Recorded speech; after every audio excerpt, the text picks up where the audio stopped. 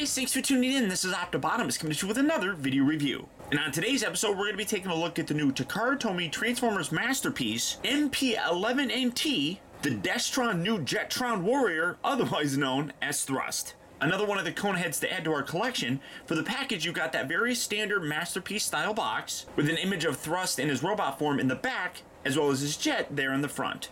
On the back of the package, you have various product shots showing off several of his features as well as his accessories. But for the packaging on this guy, that's about it. So without further ado, let's get him out here and see how cool he actually is. Alright guys, so here we have Thrust open up and out of its packaging, and since the very beginning, the Seekers were just repaints of one another. The Coneheads, however, did take things a little bit further and at least give us some remolded parts. Mostly in the wing design, but they were still mostly just repaints. Even the animation was just a repaint of the original Seekers with some newly drawn parts. Takara here has maintained that tradition with Thrust, a repaint of the original MP-11 mold with some newly molded pieces that nicely homage the original G1 toy while staying true to his look in the actual cartoon.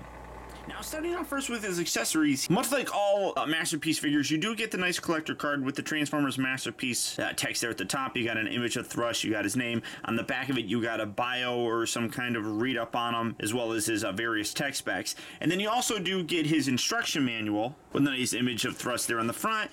You flip through it, and you have all of his different accessories and the instructions on how to transform them. If you are familiar with how to transform any of the MP-11 molds, you're gonna know how to transform this very easily. The wings do change a little, but really not a lot. Now, he also does come with his little holographic pilot. This time, as you can see, I don't know if you can see it or not, he is a clear mold of what we've gotten many times. Ramjet's, for example, was a little bit more of this smoky color, and as you can see, he does fit very nicely in the cockpit right there. You just set him right there, and then you can close that very nicely. It is actually necessary to remove them for transformation, so I'm going to go ahead and take them out and set them off to the side for now. But taking a look at the jet itself, really very cool. Some people were actually complaining about the gray that's on here, but cartoon-wise, it does look a lot like this. It's definitely not this dark on the G1 toy. All those same kind of features that the MP-11 mold featured is here. You got the little radar dish here in the very front that can collapse just like so. You come around here to the back section, you can lift these bits up. Getting that out of the way, it's part of the transformation, and these are like kind of the engines, I guess you could say. These little back thrusters are a little bit articulated, so you kind of position those where you want. Something that is a little bit different is the actual Norway Cannons. These actually, as you can see, fold up. Normally, you know, they'd be down like this. So these are new pieces, but they don't extend out. They give you completely different pieces to actually plug into the underside here of his wings. These don't reach all the way out. They kind of sit there, and then they're just not simply long enough. They didn't put an actual thing right there. They actually put it on this section here, which then allows you to attach these little pieces. You got the little landing gear right there. I'm going to tuck those away just like that. You got those on the kneecaps, which this guy does utilize a lot of the same elements that we got with Ramjet, and then obviously with the rest of the MP-11 molded figures. You can see that he does have completely new wings here.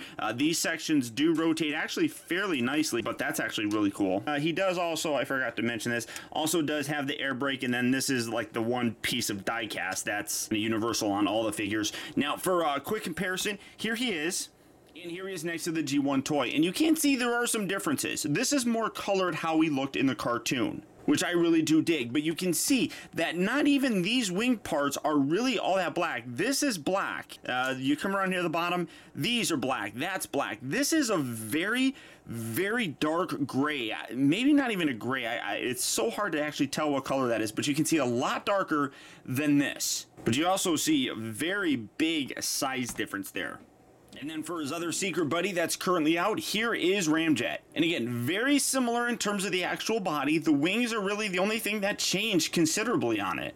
This guy also does come with those giant, missile things in here. I don't have those out here anymore because I like the regular null rays in robot mode. But again, you can see very similar look with the main body. So when people kind of complained that they don't like this, that they want something different, I really can't agree with that too much. I'm a purist in that regard, I suppose. I don't think they all need to have different engineering or different looks because they all basically were the exact same. And for me, I'm happy with that.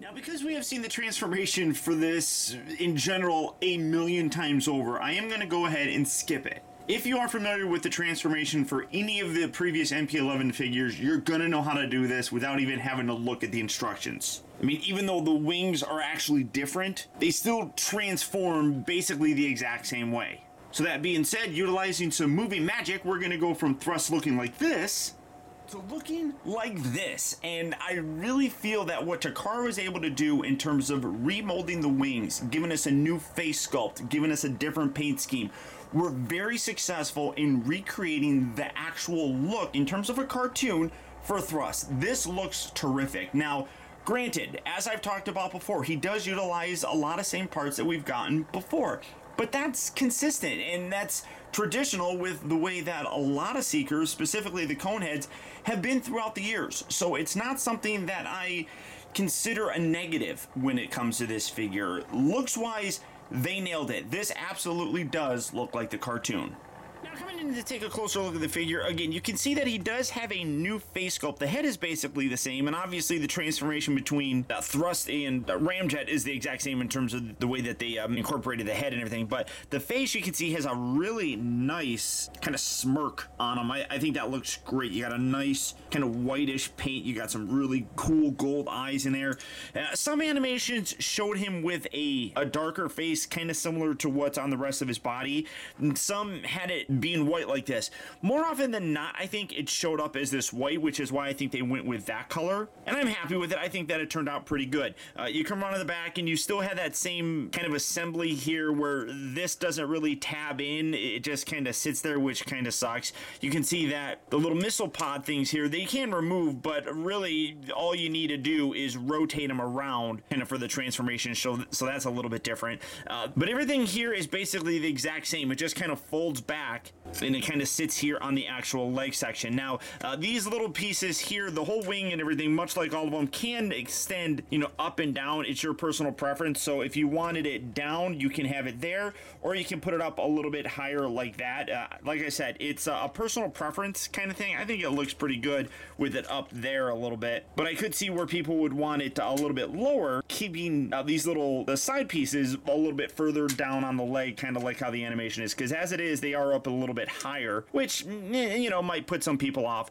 The null rays, like I was talking about, are basically designed differently. You got two sections right here that can split, and then they just fold in just like that when you have it in jet mode, and then it just kind of folds out and creates that look like he should have. He still has the little booby missiles. That doesn't change. Well, you can actually take these and put these forward. They're supposed to be like that.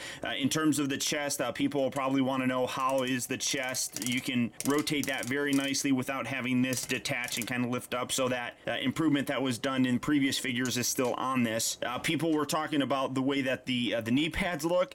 They are big, but again, with the color and the size, it is accurate to the animation. One thing that I don't particularly know why is this section right here does hinge outward. I don't really know why. Most of the time you never saw him like that. The little fin sections were all folded in like that, so I don't know necessarily why they did that. It's kind of strange if you ask me, but everything else is exactly the same that you would expect. The wings are a little bit different, obviously. You got the new face, you got the new paint, but all in all, I think they did a really very good job in utilizing what they had, putting some new stuff on here and recreating a new character. For comparison, next to the other Conehead that's currently out, here he is next to Ramjet. And again, you can see completely different wing design, obviously. You got the same knee pad kind of thing right here. Actually, these are sticking out a little bit. They're supposed to be collapsed in to have these little shin sections kind of popping out. But you can also see that the different face really does add a completely different element to these two different characters. And just because, here he is next to Starscream. And again, great look between these. The new wings, the new color, the new head, all really does give a very unique and completely different look than what we got here with Starscream. And just for fun, here he is next to his G1 self. And one thing that I absolutely love that they've done with the new Masterpiece version is, as you can see, the head for the G1 toy was really very large, just because it utilizes that same body as, Starscream and Thundercracker. The animation actually toned it down a little bit, much like what the Masterpiece figure actually represents. That's an aspect that I really like in terms of an improvement, and really does help accurately represent the cartoon in terms of toy form. Although I'm actually really happy with how this figure turned out. I mean, a lot of people have kind of complained that they're just reusing the same thing over and over again, but in terms of a historical tradition, that's really what the Seekers always have been, and I think it works for this. Updating them with the new wings, the new face, obviously the new paint scheme, and then carrying over some of the elements that Ramjet had really does work in recreating a cartoon representation of Thrust.